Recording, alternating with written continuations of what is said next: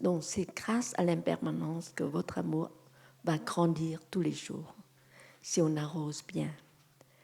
Et c'est-à-dire, on écoute profondément ce qu'il aime, ce qu'il n'aime pas, ce qu'elle aime, ce qu'elle déteste, des choses qu'elle a de l'allergie, des choses qu'il a beaucoup d'expériences vécues pénibles dans son enfance.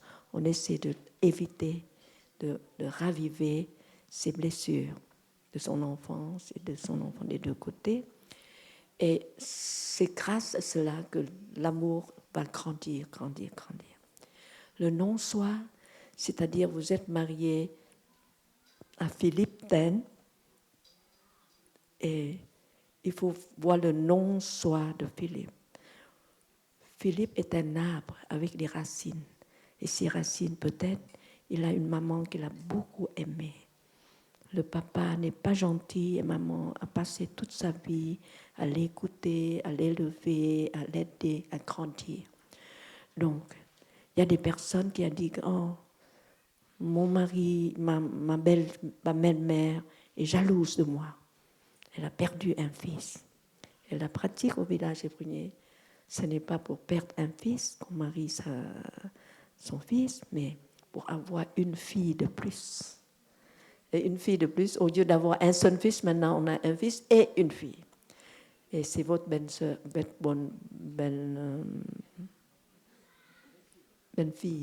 Belle-fille, c'est une fille de plus.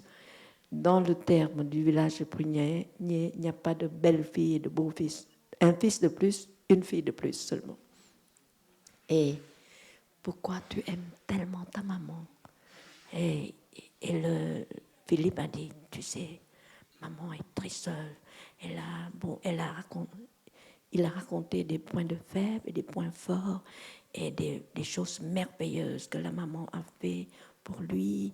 Et quand il raconte avec beaucoup d'enthousiasme, d'amour et a décrit la beauté de sa maman dans cet acte, sa copine va être intéressée, impressionnée comme lui. Elle aime beaucoup sa belle-mère comme sa propre maman. Et comme ça, elle va accepter cette dame comme elle a une deuxième maman et n'a pas de jalousie. Elle va dire, ah, merci d'avoir donné naissance à un si beau fils. Je sais qu'il a reçu beaucoup de qualités de vous. Et parce que, bon, vous êtes au courant un peu, parce que l'autre vous a raconté. Essayez de raconter les qualités d'elle, ce qu'elle a fait pour votre mari ou pour votre ami, votre copain. Formidable. Et puis elle est très heureuse. Oh, elle n'attend pas qu'une fille comme ça est venue pour apprécier toutes ces valeurs, ça. Donc, l'amour va grandir. Donc, l'arbre va grandir avec le non-soi. Le non-soi de ce monsieur et sa maman, sa famille, sa carrière, parfois, il aime des choses comme la poésie, comme la mer, comme beaucoup de choses. Il faut écouter pour le faire épanouir comme une fleur. Avec, s'il aime aller à la plage, bon, nous irons à la plage ensemble. Dis-moi, pourquoi tu aimes la plage? Bon, il a expliqué, oh, quand le vent, oui, il y a le vent et nos cheveux sont formidables.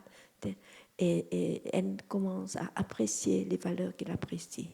Et il commence à apprécier les valeurs qu'il apprécie. Et comme ça, l'amour va grandir. Grâce à le non-soi de l'autre, vous aimez sa musique, vous aimez ce qui est formidable en lui, vous aimez son tennis, vous aimez sa maman, vous aimez sa petite sœur, vous aimez son fils, et surtout si vous êtes remarié avec une autre personne, et vous devez aimer la fille de votre mari comme votre propre fille, et le monsieur doit aimer le fils de votre femme comme son propre fils, et c'est comme ça l'amour va grandir. C'est le non-soi de l'amour. C'est pas cette demoiselle, c'est pas ce monsieur, mais la partie qui n'est pas lui, qui n'est pas elle, mais qui est très profonde, qui touche le cœur de votre partenaire. Et le nirvana, c'est-à-dire extinction de toute notion. Il faut accepter tel qu'il est. il est comme ça. Il ne faut pas essayer seulement. On peut changer un peu de soupe de riz avec du gingembre, mais pas trop. Pas trop. Et on peut accepter un peu plus quelque chose de lui, mais pas trop. Mais grâce au nirvana, c'est-à-dire on accepte lui tel qu'il est, elle tel qu'il est, tel qu'elle est. On n'a pas forcé trop. On essaie pour adapter, mais si ça ne marche pas, ça va quand même. On accepte tel qu'il est. Voilà, c'est les trois. C'est la perception erronée que j'aimerais vous partager pour cela. Donc maintenant, je vais partager la dernière chose. C'est ma propre peine.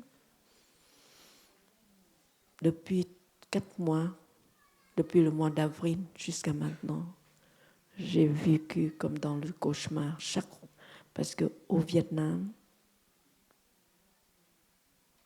il y a des tonnes de poissons qui sont morts, jetés vers la plage, et on ne sait pas pourquoi.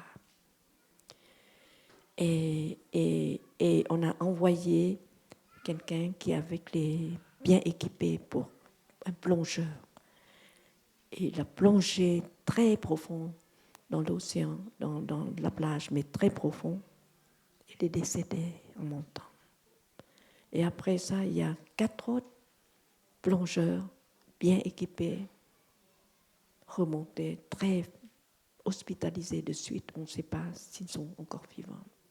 Il y a des tonnes de poissons qui sont morts. Et il y a même des poissons très,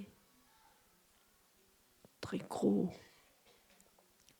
en profondeur, comme les sharks, comme on dit, requins, comme les dauphins. Les dauphins sont morts aussi, tous. Et on ne peut rien faire. Et tout le monde a su, presque 80% de la population ont su que c'est la faute d'une scierie, une installation d'une scierie, non pas scierie, aciérie, qui ont fabriqué de l'acier. Et ils ont rejeté beaucoup de poissons dans la profondeur. Ils ont des gros tubes comme ça, mais rejetés dans la profondeur. Ils ont occupé 120 ou 1200 hectares pour toute une implantation. Et c'est un investissement terrible. Tout le monde sait qu'il y a de la corruption là-bas, mais on ne peut rien faire. Et le gouvernement garde silence. Mais cette compagnie a déjà fait beaucoup de dégâts pour l'environnement. Cette compagnie s'appelle Formosa. Formosa, c'est l'ancien nom de Taïwan. Et ils ont causé beaucoup de dégâts à Taïwan. On a fermé cette compagnie. Ils ont investi par la mainland China, la Chine populaire. Et puis maintenant, ils ont investi très grand au Vietnam. Et personne dit. Et on fait des manifestations, on va en prison. Et 150 000 Vietnamiens américains ont signé pour que M. Obama va apporter ce sens-là au Vietnam. Il a dit, Obama a fait un grand discours très beau. Il a cité des historiens vietnamiens formidables, qui ont très braves. Et puis il a cité Thaï, qui dit que dans des négociations, il faut des compromis, on doit faire une concession un petit peu de chaque côté. C'est très beau, mais on n'ose pas toucher à cette chose-là. Et j'ai essayé d'écrire une lettre sur le site internet. Je suis censurée 4 fois. Parce que, en fait, mes sœurs et mes frères sont très sages. Parce que nous avons, en 2009, nous avons eu 400 jeunes moines et mounianes installés au Vietnam. Et le gouvernement a très peur. Parce que, comment un moine qui vient de l'étranger, bien sûr les Vietnamiens, mais qui a passé seulement 2 ans, ils ont 400 jeunes personnes qui ont rasé la tête et qui veulent devenir comme lui. Et un seul Thich Nhat Hanh, c'est des rats terribles. Il a changé, corrigé beaucoup de choses. Et s'il y a 400 Thich Nhat Hanh, c'est terrible. On va fermer.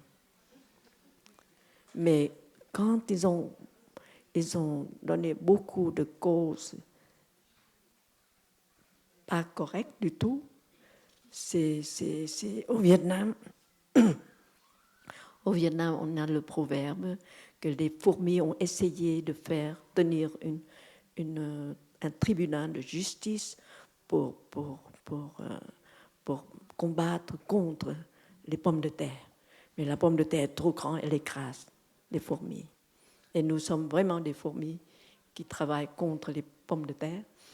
Et quand les kieng cou hoài, ça ne va pas.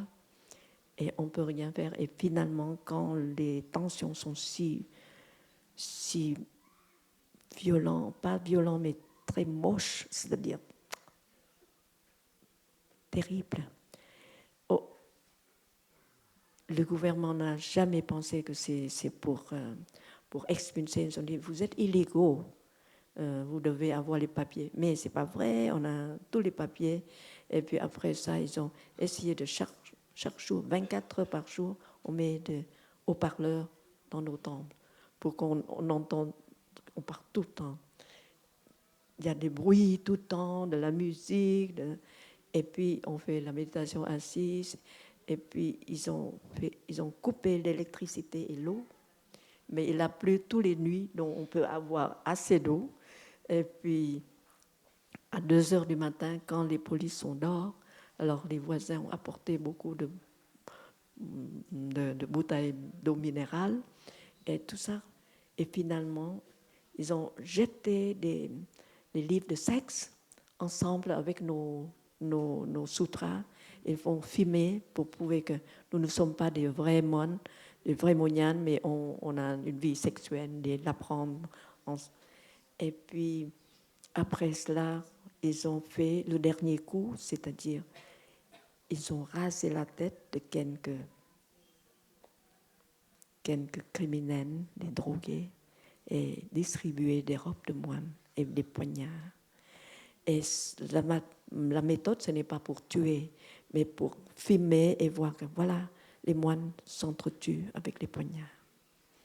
Et quand on a rapporté cela à Thầy Thich Nhat Hanh, c'est trop moche. Nous partons. Il n'a pas fait une conférence de presse pour insulter le gouvernement. Nous partons tout doucement. Et nous avons émigré en Thaïlande. En Thaïlande, maintenant, on a un grand centre. Si vous êtes allé en Asie, il ne faut pas oublier de vous arrêter là-bas. Il y a aussi les programmes exactement comme ici. Et on a 200, 300, 400 personnes qui sont allées tous. Mais au Vietnam, il y a quand même des petits corpuscules de groupes illégaux. Mais le gouvernement a su, mais pourvu qu'on n'a pas le moyen de le faire ouvertement. Donc, on a des corpuscules. Chaque année, il y a, même avec l'ABC de Thaï ne peut pas transmettre les préceptes.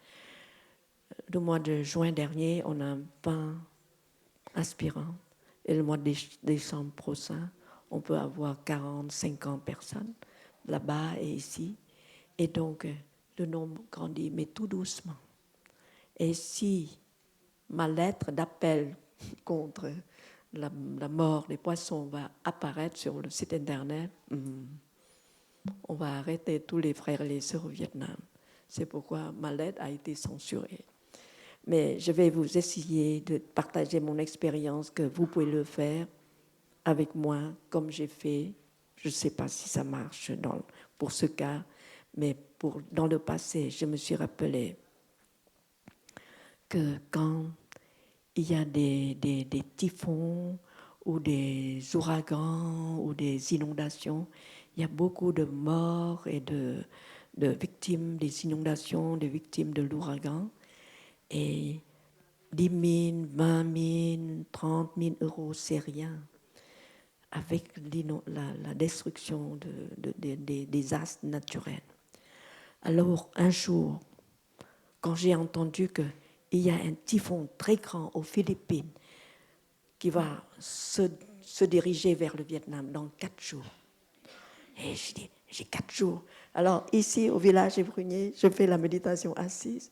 Et j'ai dit à toutes les sœurs, les frères, si les gens peuvent me croire, peuvent le faire.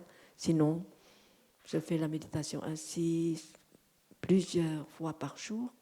Et quand je marche, je concentre aussi que l'énergie de paix, de calme, de compassion, d'amour en moi couvre tout mon être et que tout cet être de paix, de joie et d'amour va monter dans l'univers. Et dans l'univers, il y a plein d'énergie, de bonté, de charité, de compassion partout. Et puis au Vietnam, parce qu'ils ont entendu dire que dans 4 jours, l'ouragan arrivera au Vietnam et va balayer 12 provinces de Phan Thiet jusqu'à Cà Mau. Et j'en suis sûre que tout le monde prie. Donc il y a des catholiques vietnamiens qui prient Jésus, il y a des bouddhistes vietnamiens qui prient Avalokiteshvara, et il y a des musulmans très peu, mais qui prient Allah. Mais voilà, on prie. Et toute cette énergie de compassion, de grandeur, va joindre mon énergie à moi et va peut-être pousser l'ouragan vers l'océan au lieu de vers la terre. Et au 4e jour, on a annoncé l'ouragan a contourné vers l'extérieur, vers la mer, et il n'y a pas d'ouragan. Mais il a touché quand même un petit coin de Cà Mau, c'est rien. Alors, j'ai beaucoup de confiance et je me suis dit, avec la pollution au Vietnam, ce n'est pas seulement le Vietnam, parce que la province de Hà Tĩnh tous les poissons sont morts et ça répand vers le sud, la province de Quảng Bình. Les poissons sont morts. Et la province de Thừa Thiên, les poissons sont morts. Et la mort du travail de tous les pêcheurs, la mort de tout le tourisme au Vietnam, parce que cette côte vietnamienne est très jolie. Il n'y a plus de touristes, il n'y a plus d'hôtels, restaurants, toutes les activités sont fermées. Et le niveau de vie est très haut maintenant. Et finalement, Formosa a dit, oui, c'est notre faute, mais on va payer 500 millions de dollars pour payer ça. Mais comment est-ce que ces 500 millions vont arriver à des personnes qui souffrent, ou bien ça va ailleurs, on ne dit rien, personne ne dit rien. Et l'argent peut-être n'arrivera jamais aux enfants, aux personnes qui ont souffert. Qu'est-ce qu'on doit faire? Et non seulement au Vietnam, et à cause de cela, j'ai écrit la lettre, finalement c'est publié. C'est publié dans le site internet, si vous pouvez le lire, en anglais, en français, en vietnamien. Mais ça ne suffit pas, parce que dans la lettre, j'ai bien dit que la terre-mère souffre. Et la terre-mère, dans le passé, il y a des désastres naturels, mais pas si terribles comme le tsunami au Japon. Jamais terrible comme le tremblement de terre au Népal. Et il y a des tremblements de terre qui succèdent partout. Et c'est la cloche de pleine conscience de la terre-mère. Il faut faire quelque chose, je ne sais pas. Et je prie. Et voilà, hier j'ai vu, c'est l'enseignement du Bouddha. Mais peut-être j'ai fait comme ça durant l'ouragan au Vietnam en 2010, quelque chose comme ça.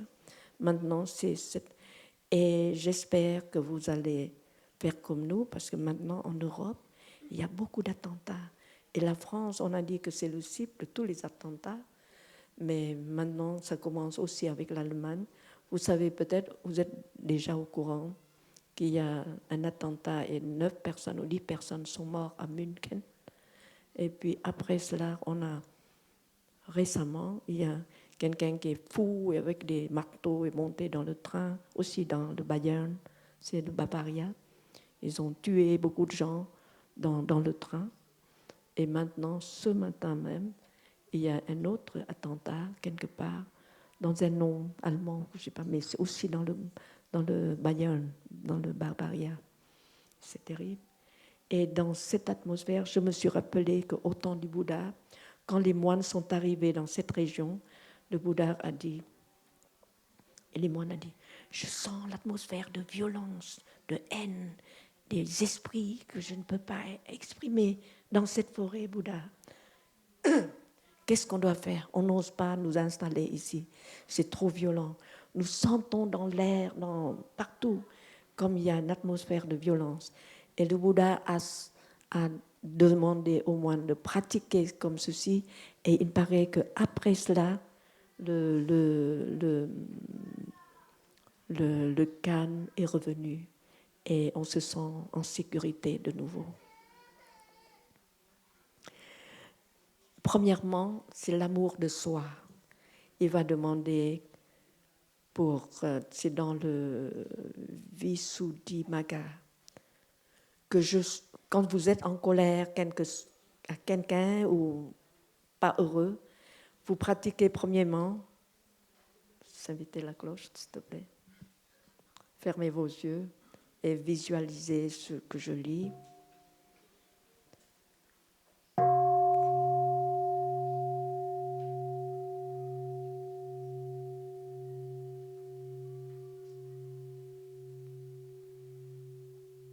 Que je sois en paix, heureux, léger de corps et d'esprit.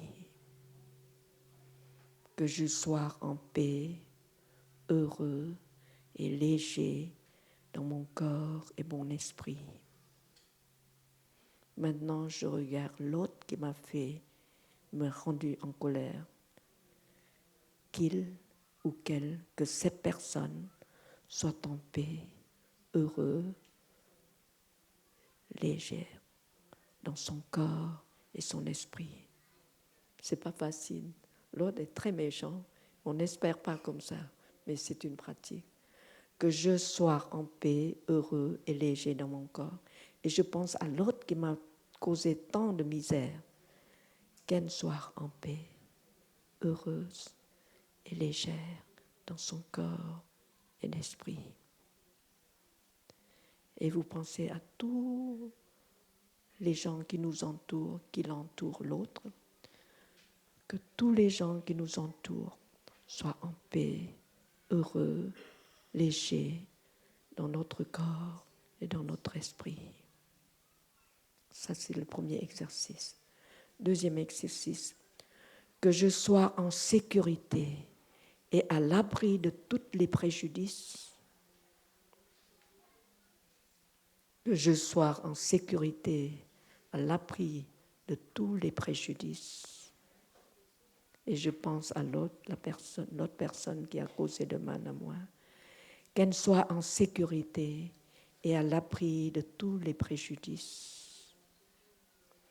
Et que tous les gens qui nous entourent, que nous soyons en sécurité et à l'abri de tous les préjudices.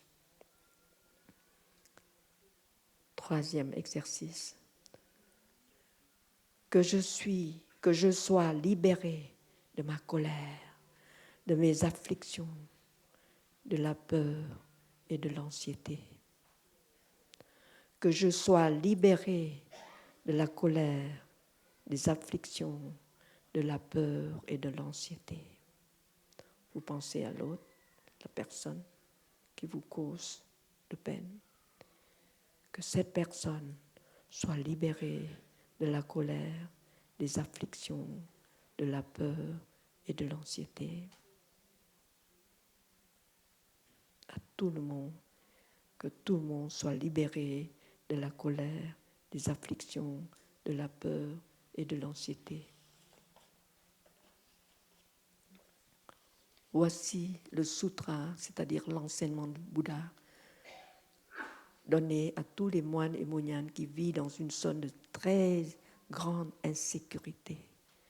Et j'ai l'impression que nous sommes actuellement dans une zone d'insécurité, non seulement en France, mais en Allemagne ou dans tous les pays. Et le fait d'aller à l'aéroport, vous savez déjà, il y a la guerre à Istanbul, il y a des coups d'État, il y a beaucoup de choses terribles.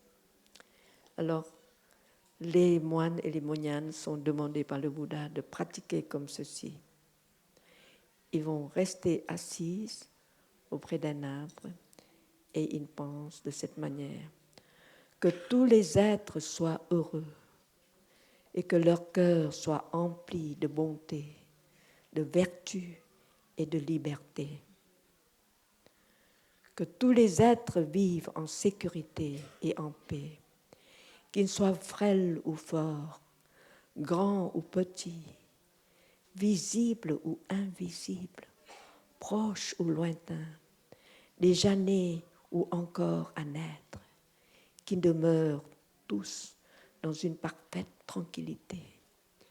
Mais quand les moines pratiquent, qu'ils sont en paix, qu'ils sont libérés, chaque personne est une boule de lumière.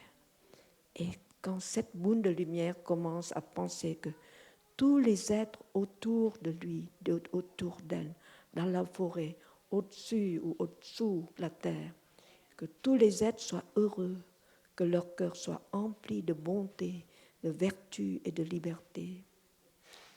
Que tous les êtres vivants vivent en sécurité et en paix, qu'ils soient frêles ou forts, grands ou petits, visibles ou invisibles, proches ou lointains, déjà nés ou encore à naître, qu'ils demeurent tous dans une parfaite tranquillité. Que personne ne tue ni ne fasse de mal à autrui.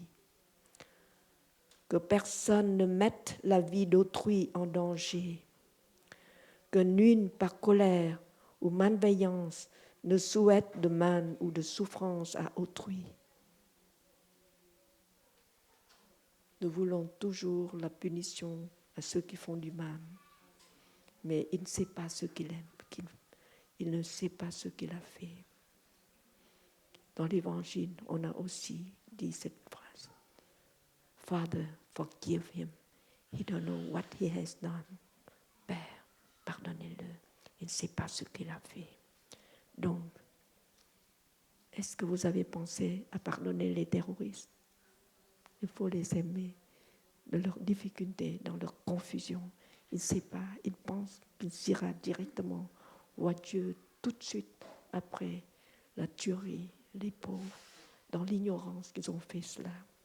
Que personne ne tue ni ne fasse de mal à autrui, que personne ne mette la vie d'autrui en danger, que nul par colère ou malveillance ne souhaite de mal ou de souffrance à autrui. Telle une mère qui aime et protège son unique enfant au risque de sa vie, traitons tous les êtres vivants avec bonté aimante et compassion. Laissons notre amour infini se répandre dans l'obstacle, sans obstacle, dans tout l'univers. Laissons notre amour infini se répandre sans obstacle dans tout l'univers, en haut, en bas, dans toutes les directions. Dans notre cœur ne subsiste aucune trace de ressentiment ou de haine. Dans toutes les positions, debout ou assises, allongées ou en marche, tant que nous sommes éveillés, nous faisons le vœu de maintenir en nous la pleine conscience de l'amour. Ceci est la plus noble façon de vivre. Abandonnant des vues fausses, éliminant progressivement les désirs non nécessaires, menant une vie saine et réalisant la compréhension parfaite. Ceux qui pratiquent de l'amour illimité transcenderont naissance et mort. Et je pense que si nous sommes tous, presque 1000 personnes, nous essayons de pratiquer de cette manière, que nous soyons en sécurité, que nous soyons entourés de compassion et que l'autre personne qui ont causé de mal vont recevoir aussi la compassion. Et même les terroristes, les victimes des terroristes sont tous enveloppés de la baume de compassion et de compréhension. Et peut-être ça peut contribuer une petite chose. Peut-être comme le typhon au Vietnam. mon souhait, ma pratique, joint avec les pratiques des milliers de personnes dans le monde et des milliers, des millions de personnes au Vietnam. Et ça fait une énergie collective qui change. Et ce que je souhaite actuellement, c'est les teneurs des grandes compagnies qui font la pollution, les grands tours atomiques terribles, qui sont réveillés. Et on sait que nous avons seulement une seule Terre, la Terre-Mère. Nous avons une seule planète, la planète Terre. Et si la planète explose, nous serons tous morts. Bon, dans l'enseignement du Bouddha, si vous n'êtes pas dans cette forme, vous serez une autre forme. Et pour terminer, je pense quand même, je ne sais pas si on a le temps de parler sur la transcendance de la mort. Il y a un monsieur qui est venu à notre retraite et il a dit que je déteste Dieu, je déteste tout le monde parce que ma femme vient de mourir. Et elle a seulement 47 ans, elle est trop jeune, elle est trop gentille, elle est la bonne fée de ma vie et de tout le monde et elle est décédée pour un cancer. Dans 3 mois, elle est partie. Et moi, je suis quelqu'un qui est méchant, plein d'avidité et pourtant je suis en vie. Et pourquoi le bon Dieu, n'a pas pris moi et ma femme? Alors je lui ai demandé, monsieur, vous êtes venu ici et vous avez dit que vous êtes un mauvais garçon, quelqu'un qui déteste Dieu, déteste Bouddha, et pourquoi vous êtes venu ici? Il y a 2 ans, ma femme m'a parlé de Thich Nhat Hanh et peut-être nous devons passer une semaine avec lui dans une retraite. Et j'étais trop occupée, j'ai 2 compagnies et j'ai trop de travail. J'ai négligé, mais maintenant j'ai plus rien, j'ai fermé tous. Ma vie n'a plus de sens. Et maintenant, je ne sais pas. Et je dis, mais elle vous a parlé de Thich Nhat Hanh, d'une telle retraite avec Thich Nhat Hanh. Et vous êtes venu. Mais maintenant, elle est venue avec vous. Vous êtes venus 2 personnes. Et vous payez une seule place. Ah oui, c'est vrai. C'est vrai. Et maintenant, pendant la méditation assise, vous restez assise et vous regardez profondément. Parce que quand une vague a monté, descend, la vague, ça a l'air de mourir, mais la vague n'est pas morte, parce que tout le contenu de la vague va entrer dans une autre vague ou dans 2 autres vagues. Et dans toute la bonté, la beauté, ce qui est formidable dans votre femme est entré quelque part. Où? C'est en vous. Maintenant, dans la méditation assise, vous restez calme et vous essayez de voir. Écoutez votre femme. Et Janine, je t'ai jamais écouté. Maintenant, je suis avec toi. Je suis dans l'écoute profonde de ce que tu aspires, ce que tu as une grande aspiration profonde. Dis-le-moi. Et vous verrez, elle vous dit beaucoup de choses. Et partout, vous ferez avec elle tout le travail qu'elle a tant espéré et que vous n'avez pas réalisé. Vous n'avez pas exaucé ses vœux profonds et intimes. Maintenant, restez assise, écoutez ce qu'elle a à vous dire. Et elle est à côté de vous, ne vous en faites pas. Elle n'est pas partie ni à droite, ni à gauche, ni en haut, ni en bas, c'est en vous. Bon, 2 semaines après, je l'ai vue en Californie dans la retraite avec Thay. J'ai dit, hein? Vous êtes venu? Oui, j'ai du travail à la maison à vous montrer. J'ai fait des poèmes, pensez-vous? Ma femme avait beaucoup de poèmes, je n'ai jamais lu. Elle a montré, je n'ai jamais lu. Maintenant, quand je suis rentrée, j'ai vu et j'ai lu qu'il y a de très beaux poèmes de ma femme. Formidable. Et pourquoi pas? Je fais un poème avec elle. J'ai fait un poème. Il m'a lu un poème formidable. Oh, merci. Hein, c'est un poème collectif entre vous et votre femme, hein, d'accord? Alors, 4 semaines après, à Magnolia, je l'ai vue de nouveau. Ça, j'ai notre travail de maison à vous soumettre. Vous savez, je suis allée au Brésil. Ma femme brésilien. Elle a toujours souhaité, mais parce que toute sa famille, ses parents sont déjà aux États-Unis, donc ce n'est pas la peine pour moi d'aller au Brésil. Mais elle m'a supplié d'aller au Brésil, de voir une tante très pauvre qu'il a beaucoup aimée, tout ça. Mais je n'ai pas de temps. Je dis, mais tu as qu'à envoyer de l'argent à cette tante. Ce n'est pas la peine d'y aller. Et maintenant, je suis allée au Brésil avec ma femme. J'ai voyagé là-bas, j'ai visité la tante, on a parlé du vieux temps et on est très heureux ensemble. C'est formidable. Oh, merci de me faire comme ça.